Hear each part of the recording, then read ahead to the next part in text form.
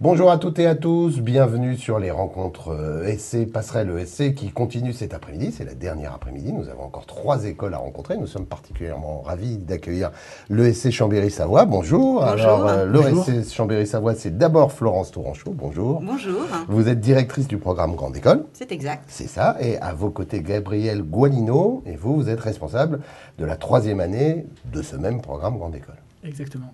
Parfait, donc vous connaissez la règle du jeu. On répond à un maximum de questions. Donc on commence tout de suite. Une question de Jérôme, qui est tout ce qu'il y a de plus basique. Pouvez-vous nous présenter votre école? Alors, l'école Chambéry, de Chambéry. Oula, c'est difficile. Hein. Donc, l'école supérieure de commerce de Chambéry, le programme Grande École, en fait, on est une école, une grande école à taille humaine, ancrée dans un paysage absolument magnifique qui est celui de la Savoie. Voilà. Donc, en fait, le but du jeu, c'est d'offrir à tous nos étudiants un parcours personnalisé. On les accompagne au plus près de la construction de leur projet. Et tout en garantissant évidemment l'excellence académique et l'excellence des débouchés. D'accord. Ouais. Quelque chose de on est une école de management classique, hein, c'est-à-dire conforme au métier classique du management à Bac+5. Et en même temps, on a un ancrage territorial et donc on a des spécificités qui sont liées à la fois à notre territoire, à notre histoire, au niveau académique et au professionnel.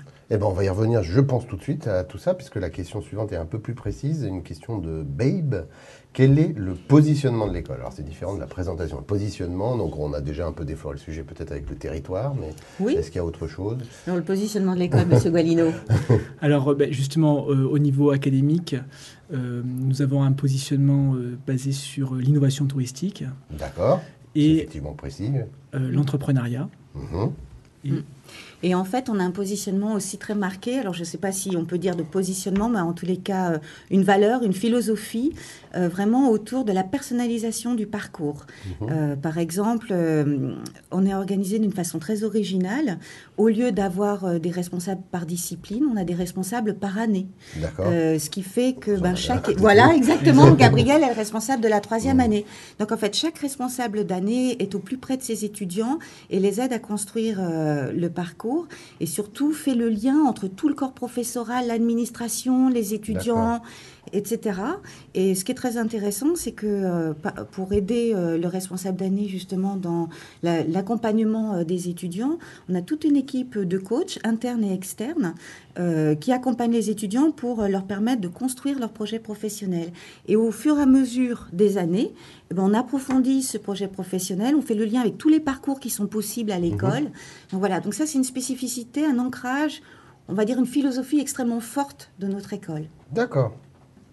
Oui, et en plus, il faut voir que c'est aussi un investissement qui est stratégique et qui porte ses fruits, puisqu'on voit que les étudiants ont besoin, pour se réaliser, de mieux se connaître. Et en fait, cet accompagnement personnalisé leur permet d'avoir une stratégie de recherche d'emploi qui fait qu'ils ont un taux de placement qui est très important. On y reviendra aussi, j'en suis sûr, il y a toujours des questions là-dessus. Question de Jox, lorsque vous dites... C'est écrit J-O-K-S. Lorsque vous dites suivi personnalisé pour les projets, qu'est-ce que ça veut dire? Est-ce qu'un professeur nous suit régulièrement? Si oui, combien d'étudiants par professeur? Ah, alors c'est une très bonne question. Donc en fait, quand je parlais d'une équipe de coachs sous la responsabilité du responsable d'année, en fait, chaque étudiant peut avoir accès à un coach pour parler en face à face de son projet individuel. Donc là, pour le coup, c'est du méga individualisé. Et puis après, on a des cours où là, c'est plutôt sous la forme de 15 étudiants pour un professeur. Où là, on a des cours, par exemple, en première année sur l'analyse transactionnelle, la présentation, les outils de recherche emploi, les outils pour mieux apprendre à se connaître. En 2e, en 3e année également. Donc, le ratio est à peu près de 1 pour 15 à ce moment-là. D'accord. Et puis, alors, la question que pose Jox est compliquée parce qu'en fait, justement, ça va dépendre de la demande de l'étudiant, mais justement, les responsables d'année sont là pour faciliter les demandes des étudiants et faire que, par exemple, récemment, une association avait un besoin vis-à-vis d'une entreprise. On essaie de voir plutôt quels sont les professeurs là qui vont être les plus à même de répondre à la demande. On a des promotions qui ont une taille justement humaine, c'est-à-dire qu'on est capable de suivre entre 150 et 200 étudiants et justement de répondre individuellement à leurs demandes, que ça soit pour un point professionnel ou d'épanouissement scolaire et extrascolaire. D'accord. Alors, question de Mika. Pour l'international, quelles sont les possibilités offertes par votre école ? Bien. Alors, pour l'international, on a plus de 70 partenaires universitaires à l'international. Et en fait, ce qui est possible de faire, c'est dès la 2e année de partir un semestre à l'étranger avec une université partenaire, donc soit le 1er semestre, soit le 2e semestre. Et en 3e année, on peut aussi partir un semestre ou carrément partir en double diplôme toute l'année. Alors quand je parle, là on appelle ça des semestres diplômants, c'est-à-dire que les semestres que l'étudiant réalise à l'étranger participent directement à l'obtention du diplôme. Et sinon, on a aussi la possibilité, si l'étudiant souhaite par exemple être en alternance chez nous, eh ben, il peut faire une césure entre l'année 2 et l'année 3, à ce moment-là, pendant 6 mois ou 1 an, dans une université partenaire à l'étranger, mais là, dans le cadre d'une césure. Donc, en fait, tout est possible. Voilà, c'est à la carte. C'est à la carte, exactement. Alors, il y a Jox qui revient, qui exerce son droit de suite avec sympathie, d'ailleurs. Oui. Et il nous dit merci, donc déjà, c'est gentil. Merci, Jox. Il dit, autre question, est-ce également valable pour les projets de création ? Et y a-t-il un incubateur ? Donc j'imagine, est-ce également valable ? Il parle du suivi personnalisé. Oui. Donc pour les projets de création, y a-t-il un incubateur au sein de l'école ? C'est une excellente question. C'est une excellente question, Jox. Vraiment, on va l'embaucher, ce Jox, vraiment. Donc non, en fait, l'entrepreneuriat est très très important dans notre école, puisqu'évidemment, dès qu'on parle de projet, le projet entrepreneurial en fait partie. En première année, tous les étudiants sont sensibilisés à la création d'entreprises et dès la 2e année, ils peuvent suivre une filière entrepreneuriale. Et on vient de signer une convention avec la pépinière d'entreprise de Savoie Technolac, qui est juste physiquement, c'est à 150 mètres de notre école. Et en fait, dans cette convention, ça permet de créer un incubateur étudiant, ce qui fait que l'étudiant qui suit chez nous les cours en entrepreneuriat, il peut intégrer l'incubateur étudiant de Savoie Technolac et donc bénéficier là d'un accompagnement de professionnels aussi de la création d'entreprise. Donc en fait, l'idée, c'est en 2e et 3e année d'avoir tout ce parcours académique sur l'entrepreneuriat et puis de pouvoir faire ces stages, non pas en entreprise, mais des stages en création d'entreprise à l'intérieur de l'incubateur. De faire son mémoire professionnel sous forme de business plan. Et puis, comme on l'a dit un petit peu au départ sur le positionnement de l'école, il y a dans l'ADN de l'école cet aspect entrepreneurial. Les étudiants regardent beaucoup les classements. Il y a un classement qui est justement sur les écoles qui sont entre guillemets entrepreneuriales. Et là, l'ESC Chambéry est souvent valorisé pour le taux de créateurs d'entreprises, pour l'encadrement académique, pour le nombre de professeurs qui sont spécialisés en entrepreneuriat et pour justement les dispositifs pédagogiques qu'on propose aux étudiants. D'accord. Et ça va toujours en cohérence avec cette individualisation du parcours. Très bien. Question d'Isa. Quelles sont les spécialisations de l'école, les parcours ?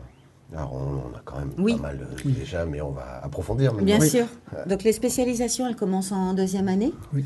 Et donc, en fait, alors, à côté des spécialisations classiques qu'on retrouve aussi ailleurs, mais qu'il est indispensable dans une école de management, que sont, par exemple, la finance, la gestion, les ressources humaines, le marketing, nous avons des spécialisations plus originales, dont nous sommes très fiers. Par exemple, le développement commercial, l'entrepreneuriat dont on vient de parler, le management de projet, en particulier dans l'événementiel. Et ce qu'on met en place aussi maintenant sur la 2e et la 3e année, c'est le management des innovations touristiques. Donc là, c'est plus Gabriel qui va pouvoir en parler.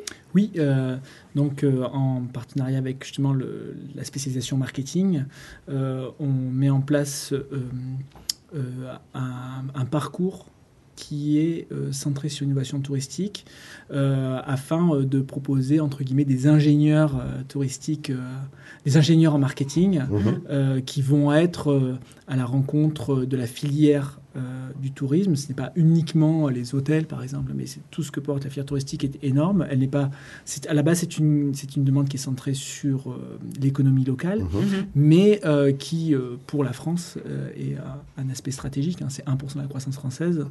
Et en 3e année, ils ont des cours électifs qu'ils vont avoir sur le comportement du consommateur, sur le marketing du tourisme etc. Sur le marketing culinaire, sur le no-tourisme, c'est-à-dire le tourisme associé à l'œnologie. Enfin, il y a plein de choses. Voilà, et là, encore une fois, on va personnaliser, individualiser le parcours afin que les étudiants aient un placement dans cette filière et des positions, des responsabilités qui soient les plus importantes possibles. Juste une chose qui est importante dans les spécialisations, pour ceux qui sont intéressés par les parcours audit contrôle. C'est marqué sur les plaquettes ou sur Internet, mais on a l'équivalence pour le DSCG, pour les UV 3, 5 et 7. Pour ceux qui seraient intéressés par ça. Et qui sont déjà un peu renseignés. Très bien. Question d'Eugénie Lamarthe. Quelles sont les entreprises ou les secteurs particulièrement dynamiques de la région ? Alors, à part le tourisme, donc il y a le tourisme, tout ce qui est hôtellerie, le tourisme dans le sens classique du terme, mais il y a aussi vraiment toutes les industries liées au tourisme. Et quelque chose qui est peut-être moins connu, c'est que la Savoie est le leader de l'industrie dans l'énergie solaire. Savoie Technolac, c'est le campus sur lequel l'école est située, est vraiment le leader dans l'innovation, la recherche et le développement en énergie solaire. Par exemple, il y a l'Institut national de l'énergie solaire à 2 pas de notre école. Ce qui fait qu'on a un ancrage aussi scientifique et sur une filière, pour le moins, extrêmement porteuse. Voilà. Donc, il y a un mélange d'industries traditionnelles, un mélange d'industries liées, alors là je parle vraiment d'industries liées au tourisme, et puis une filière très porteuse que sont les énergies renouvelables. Après, la Savoie, c'est un département au sein d'une région qui est la région Rhône-Alpes, qui est quand même la 2e région industrielle française. Donc là, pour le coup, toutes les industries, tous les services sont représentés au sein de la région. Et il ne faut jamais oublier que pour nous, Chambéry est au cœur du sillon alpin, c'est-à-dire qu'on est très proche de la Suisse, très proche de l'Italie. À vol d'oiseau, c'est même pas... C'est à 1 heure en train et de la Suisse et de Turin. Donc en fait, on est très très lié aussi aux industries, à l'économie suisse, helvétique, et à l'économie italienne. Et notre ambition est vraiment d'être là, d'être vraiment dans ce sillon alpin, et que nos étudiants, on a énormément d'étudiants qui travaillent en Suisse pendant leurs études et même après. Voilà. D'accord. Et donc, par votre conséquence, c'est une région qui est riche. Donc très riche. Pourvoyeuse d'emplois. Et donc recruteuse. Voilà, c'est clair. Au moins. Voilà. Question de Carole. Quelles sont vos relations avec le monde de l'entreprise ? Alors, il est très dense, donc apparemment. Et donc, les relations doivent être très denses. Écoutez, on a... alors, je pense que le meilleur chiffre est encore celui-là. Sur les 170 étudiants en 3e année, on en a 110 qui sont en alternance. Oui. Ah oui. Voilà. C'est une spécificité. Donc, soit plus de la moitié de nos étudiants sont en alternance, sont en entreprise. Donc, la relation avec les entreprises est très, très, très forte. De fait, on a un club entreprise qui s'appelle le Club Allobroge, qui nous soutient dans le développement et le placement de tous nos étudiants. Voilà, donc... C'était la question suivante d'ailleurs, Esther. Est-il possible de faire de l'alternance dans votre école ? Si oui, quand ? Dès la seconde année. Voilà, donc sous différentes formes, que ce soit en stage alterné ou en contrat pro ou en apprentissage en 3e année. Et il n'y a pas de limite. Voilà, si à la rigueur on a toute une promo qui est en alternance, c'est pas gênant. Voilà, on s'adapte. Dès la 2e année, vous pouvez rentrer en alternance chez nous. Et juste pour reprendre et pour faire le lien entre la question précédente et celle-là, sur l'alternance, il y a une culture de la relation entreprise qui est très forte pour le C-Chambéry, qui est une culture à la base des chambres de commerce, c'est-à-dire les écoles de commerce sont là pour servir un territoire. Et c'est à la fois aussi des relations académiques.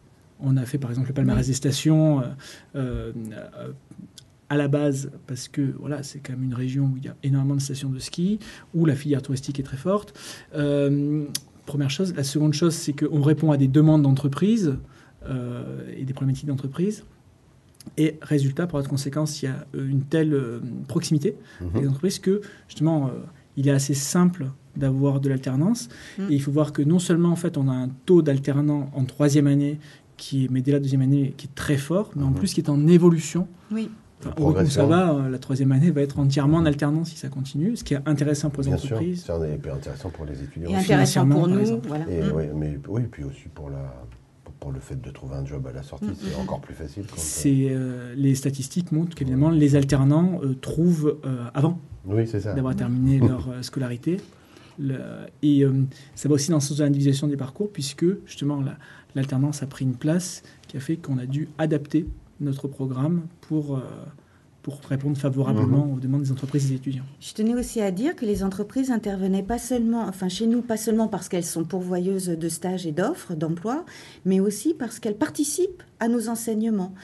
Par exemple, dans le cadre de nos spécialisations en 2e année et qui se poursuivent en 3e année, tout ce qui est vraiment dans le cadre des spécialisations, c'est 90% d'intervenants d'entreprises qui montrent aux étudiants ce qu'on fait en entreprise, comment on le fait, et qui les forment donc à leur futur métier. Voilà. Alors, une question de Clarisse. Le réseau des anciens est-il fort? Est-ce qu'il peut nous aider à trouver des stages, emplois, alternance? Alors, le réseau d'anciens est fort. On a plus de 2000 anciens. Oui, c'est ça à peu près.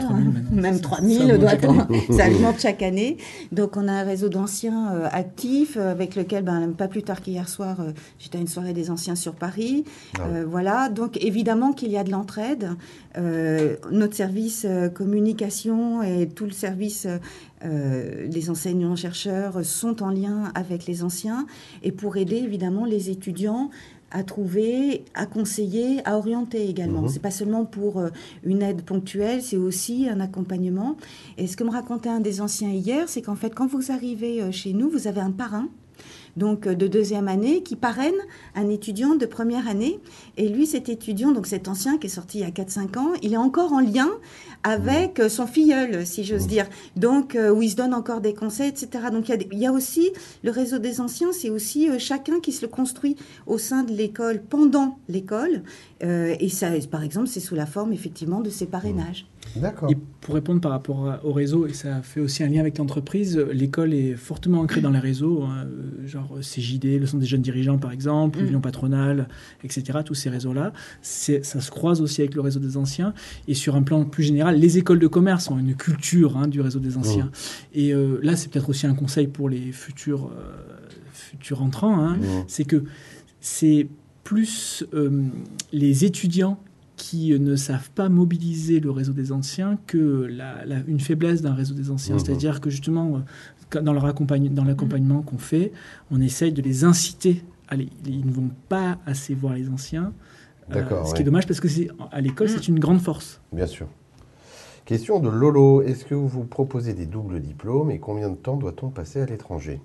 Et alors, je complète, puisqu'on parlait d'alternance tout à l'heure, est-ce que c'est compliqué de concilier étranger et alternance? Non. Moi, sur les doubles diplômes, je te laisse répondre, c'est vraiment toi. Donc, en 3e année, il y a 20 doubles diplômes. Il faut passer 1 an à l'étranger, avec alors une exception. On a un double diplôme qui dure 1 an et demi en Allemagne. C'est assez original, ça a été très difficile à construire, mais c'est un excellent double diplôme qu'on aimerait plus vendre. Ce qu'il y a aussi par rapport à ça, la question aussi s'inscrit dans un contexte. Les étudiants sollicitent de plus en plus le double diplôme. Et après, sur l'alternance et le double diplôme, il n'y a pas de souci. En fait, en 2e année, l'étudiant peut faire 1 année en alternance et postuler lors de sa 2e année pour un double diplôme en 3e année. Et donc, on l'envoie... il pourra faire son double diplôme en fonction de son projet professionnel et évidemment de ses résultats académiques. Mais le fait d'être en alternance n'est absolument pas un frein, au contraire, pour pouvoir faire un double diplôme l'année d'après. D'accord. Question de Paolo. On parle de recherche, mais quel est l'intérêt pour les étudiants? Et c'est vrai qu'on parle beaucoup de recherche là, depuis 3 jours. Et donc, ça a l'air d'être quelque chose qui vous tient à cœur. Et c'est vrai que les étudiants ne comprennent pas forcément le but du jeu quand il y a des programmes de recherche avancés en marketing ou en finance. So what for me, quoi. D'accord. L'intérêt, il est central. La première chose, c'est que ça témoigne d'une dynamique intellectuelle. On n'est pas en train d'expliquer aux étudiants ce qu'on trouve dans les bouquins il y a 20 ans. Voilà. Ça, c'est la première chose. Il y a aussi une contribution sociale. Une école de commerce, c'est une grande école.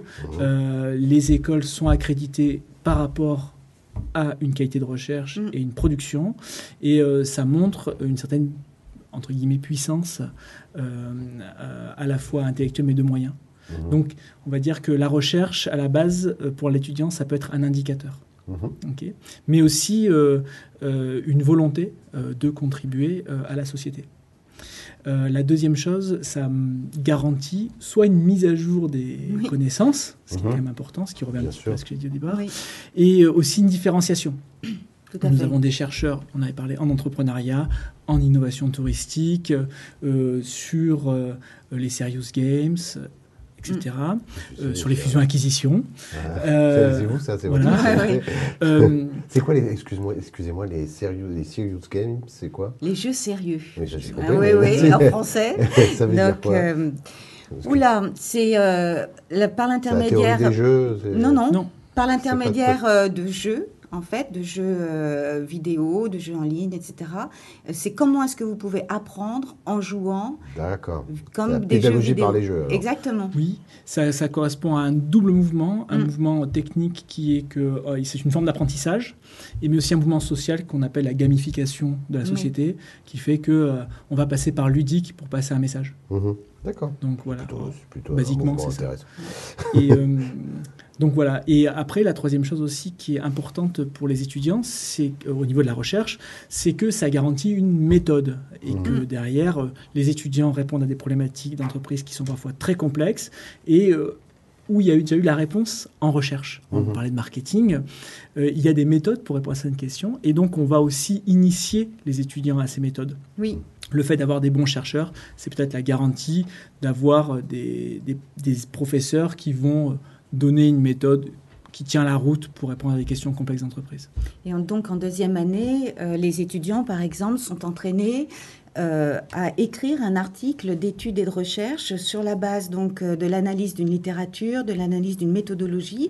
Et en troisième année, pour être diplômés, ils doivent faire ce qu'on appelle un projet de fin d'études, qui est finalement une master thesis. C'est-à-dire, c'est le fait de pouvoir écrire un mémoire basé sur leur expérience professionnelle, mais également de pouvoir mettre en perspective cette expérience professionnelle à la lumière, justement, des recherches et des réflexions en cours dans le domaine. D'accord. Et ça permet à l'étudiant, finalement, d'être innovant en entreprise et d'être innovant dans son métier, d'être très force de proposition. D'accord. Alors, une question d'Inès. Pourquoi parle-t-on de taille humaine pour votre école et comment cela se passe-t-il, se traduit-il peut-être au quotidien? Alors, j'ai un peu répondu à la question d'Inès en début d'interview. Une taille humaine, ça veut dire que nos promotions sont entre 100 et 150 étudiants pour la première année et entre 150 et 200 à partir de la deuxième et troisième année avec les admissions parallèles dès la deuxième année. À partir de là, nos responsables d'année que l'on a mis en place, on peut suivre. On suit l'étudiant dans ses résultats académiques, on le suit dans son parcours professionnel. Donc c'est ça qu'on appelle taille humaine. C'est pas un simple mot pour dire qu'on n'est pas nombreux ou peu nombreux. C'est un mot pour dire qu'on vous accompagne de façon personnalisée tout au long de la vie chez nous, quoi. D'accord. Et juste aussi, ça permet aussi quelque chose, c'est de répondre à une certaine complexité et de mettre en place parfois des procédures quand on se rend compte que, on individualise les parcours, mais peut-être que 30 étudiants vont avoir la même problématique, chacun de leur côté. Oui. Et avec des responsables d'année, nous, on va voir qu'il y a une généralité. Par exemple, ça peut être des problématiques financières qui nous ont amené à avoir une procédure d'attribution de bourse interne. Et c'est des choses que peut-être on n'aurait pas vues si on avait été une bureaucratie simple. D'accord. Voilà. C'est clair. Une question de José. L'oral me fait super peur. C'est pas le premier. Pouvez-vous me donner des conseils pour le réussir? J'ambitionne de venir dans votre école si mes résultats me le permettent. Merci. Alors, est-ce qu'il y a une spécificité de l'oral chez vous déjà Déjà, il ne faut pas qu'il ait peur, José. Oui, ça, je pense. Tout va très bien se passer. José, tout va très bien se passer. Cela dit, vous aviez peur avant que ça commence. Donc alors, voilà. Après, c'est très normal, c'est très humain d'avoir peur et d'avoir de l'appréhension à l'approche de ces entretiens.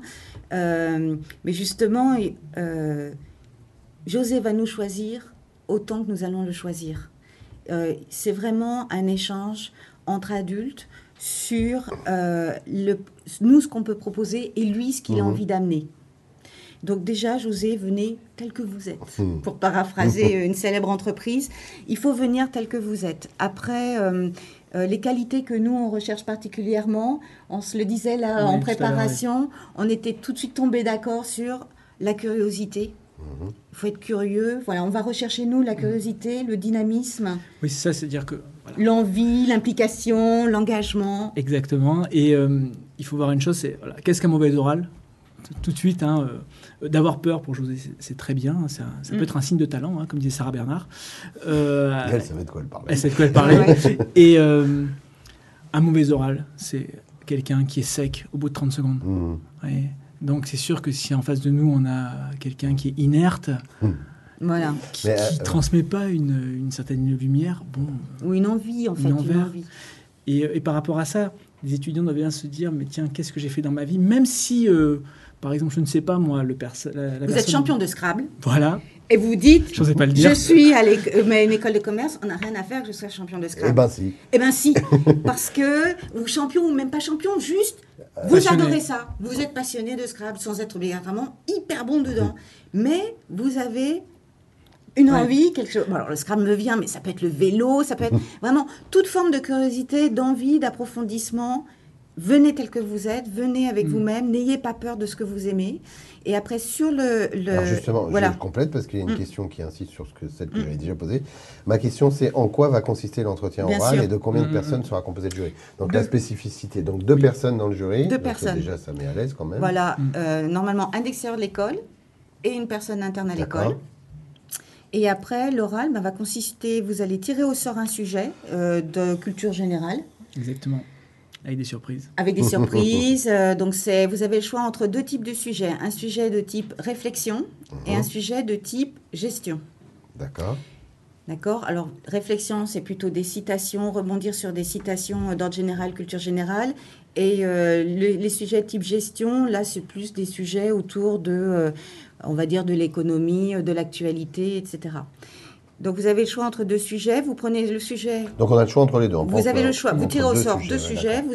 Vous prenez celui avec lequel vous êtes le plus à l'aise. Vous avez 1 demi-heure pour le préparer et 5 minutes après pour le présenter. D'accord, 5 minutes. Voilà. Il faut bien comprendre que pour nous, c'est un prétexte à entrer en conversation avec la personne.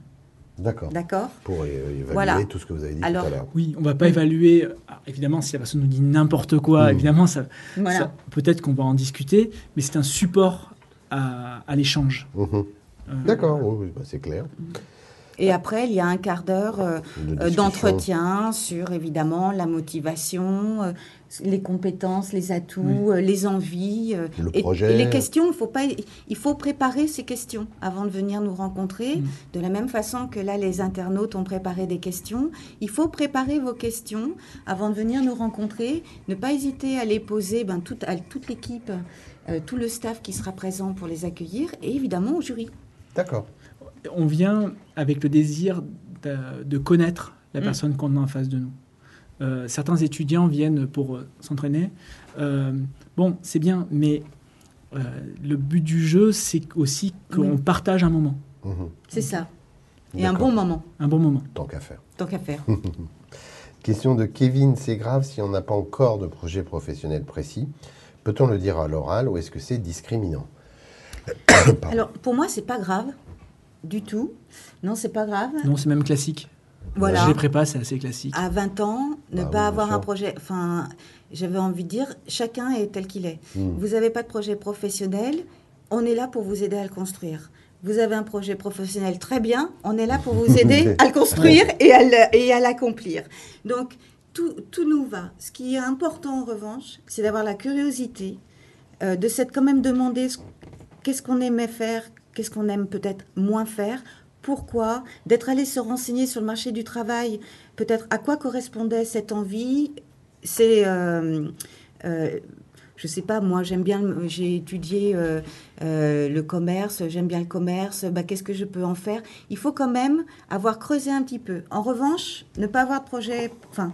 professionnel extrêmement précis, c'est pas grave, mais il faut avoir creusé un petit peu. Alors, on continue sur cette question. Vous inquiétez pas, vous allez pouvoir sûrement dire, puisque la question poursuit dans ce sens-là. Une question de Sam. Comment pouvez-vous nous aider à construire notre projet ? Qu'on l'ait au départ ou qu'il émerge ensuite ? Déjà, juste pour terminer la réponse de Florence, c'est une question classique, par contre, dans les oraux 1.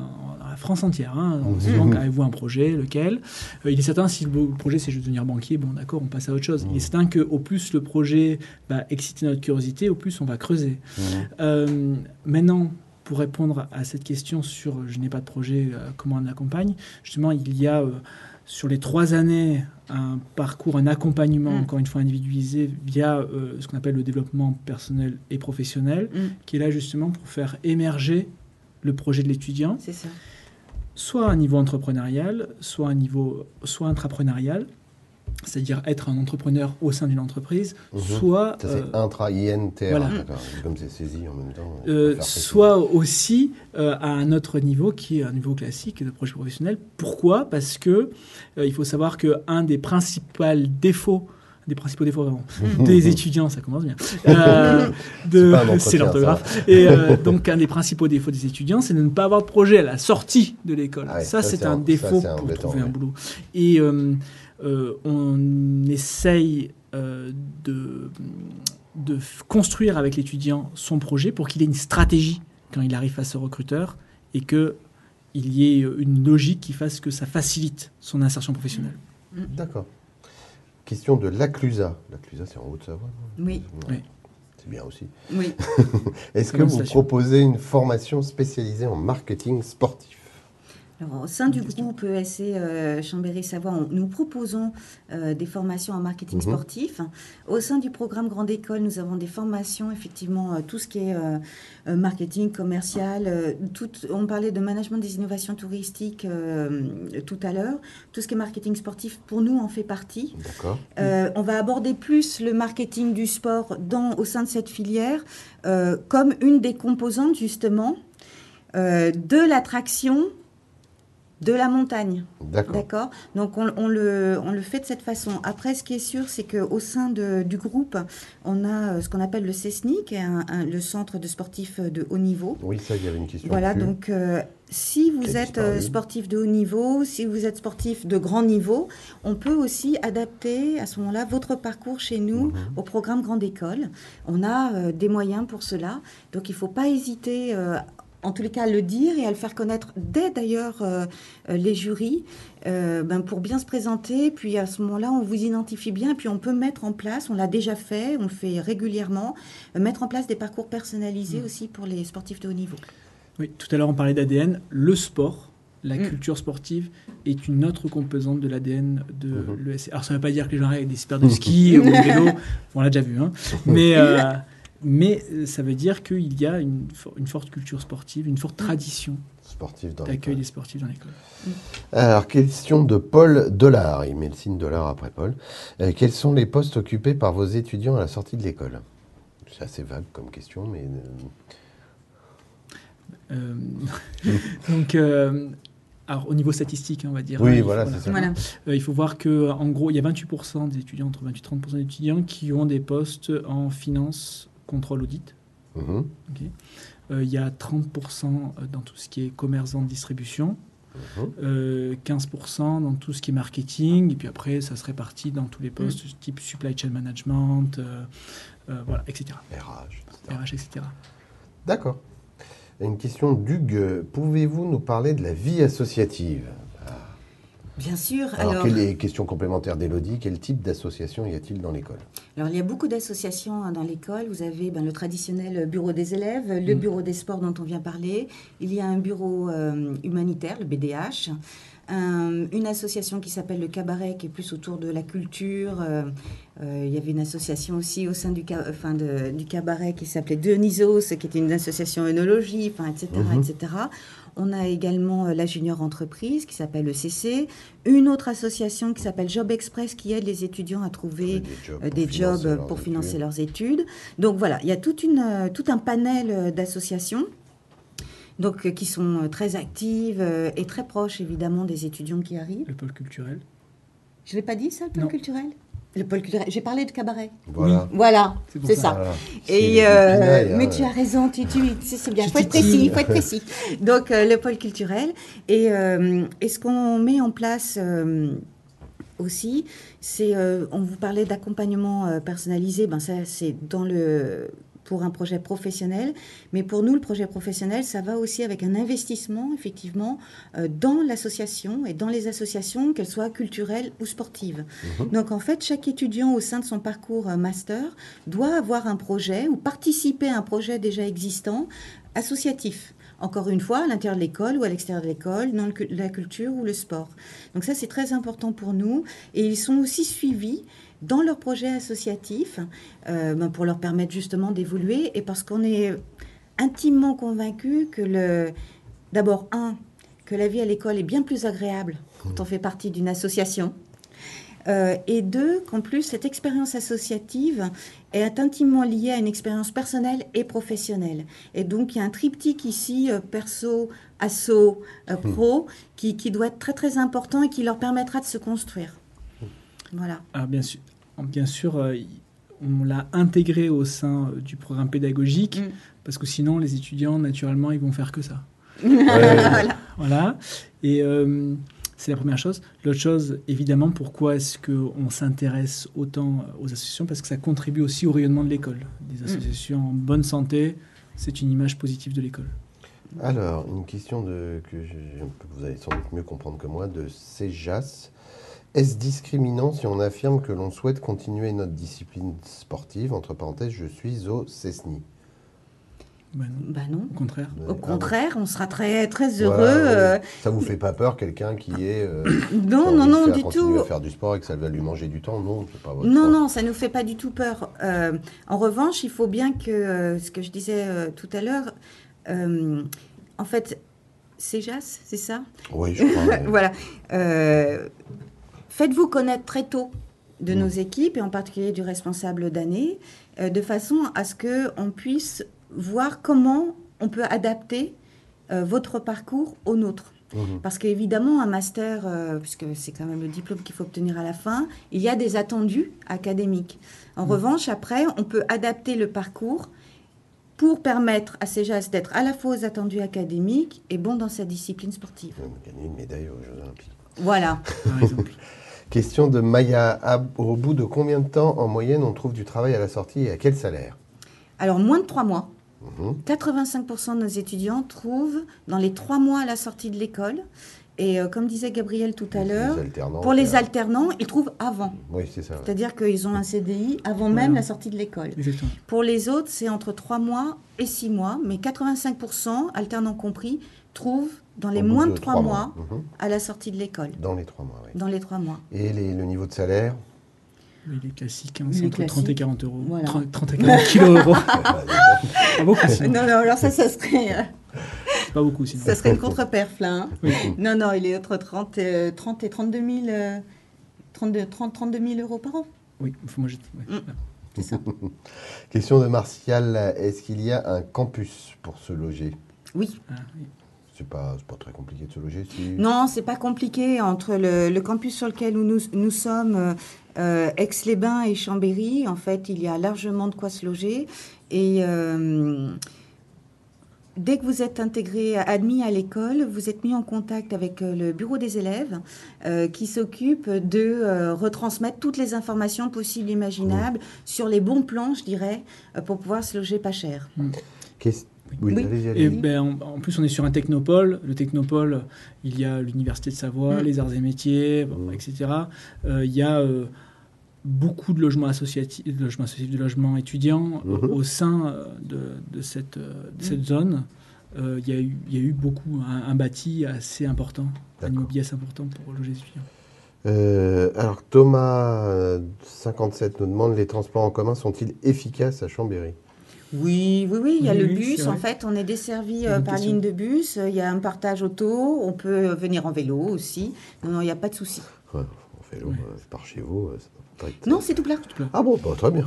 Non, sérieux, non. Il ne faut pas croire... oui, c'est dans une vallée, c'est sûr, mais... Pas seulement, on est juste à côté du lac du Bourget. Oui, d'accord. Donc, non, pour le coup, je vous assure, c'est pas entre Chambéry, nous, on est vraiment entre Chambéry et Aix-les-Bains, oui, c'est plat. Je connais bien en plus. Voilà. Alors, vous savez que c'est plat. Ça fait longtemps que je ne suis pas venu, mais je connais bien. Question de Madi, pouvez-vous nous en dire plus sur la qualité de vie de votre école? Est-il vrai que celui-ci, je ne sais pas de quoi il parle, est magnifique? Celui-ci, ça doit être le campus, je suppose. Bon, alors nous, on est un peu jugé parti quand même. Oui. Hein. Parce que dire qu'on adore est faible. Voilà, je vais vous donner une statistique Voilà. qui est simple. À chaque fois que les étudiants viennent à l'oral, quand on commence à parler, 100% des étudiants disent « c'est beau Ouais. ». Voilà. Ah non, mais c'est vrai. Donc là, comme ça, on n'est pas jugé parti, hein, mais c'est toujours la remarque qu'on se fait quand on passe les oraux. Les étudiants apprécient le campus. Il faut voir que c'est une zone ISO 14000. Et, Ça veut dire quoi ça? alors, ça veut dire qu'en fait, c'est entre guillemets Très belle qualité environnementale. Voilà, exactement. C'est une zone environnementale. Il n'y a pas de bâtiment de plus de 3 étages. Quand vous arrivez depuis l'aéroport, en fait, on ne voit même pas le technopole parce qu'il est caché par les arbres. C'est entouré par les montagnes, c'est verdoyant. Non, ça, c'est et il y a le lac, hein, donc l'été, entre midi et 2, vous pouvez aller vous baigner, voilà, ou le week-end, évidemment, le soir. Donc, l'été, vous pouvez vous baigner au lac. Et puis l'hiver, évidemment, on n'est pas loin des pistes. Hein. La première station, elle a moins à 3/4 d'heure, même pas, en voiture pour aller skier. Donc, c'est extraordinaire. Et pour ceux qui seraient stressés, s'il n'y a pas plus de 45 klaxons à la seconde, qui ont besoin de vivre à New York, etc., dans une grande conurbation, on est à 45 minutes de Lyon, à 45 minutes d'Annecy. 45 minutes de Genève. Voilà, on est à 45 minutes de tout, on est très bien placé. Voilà. Si la personne a besoin d'embouteillage et de CO2 à fond, il peut en puis avoir la vie aussi. nocturne d'Aix-les-Bains est quand même assez dynamique, hein, on va dire ça comme ça.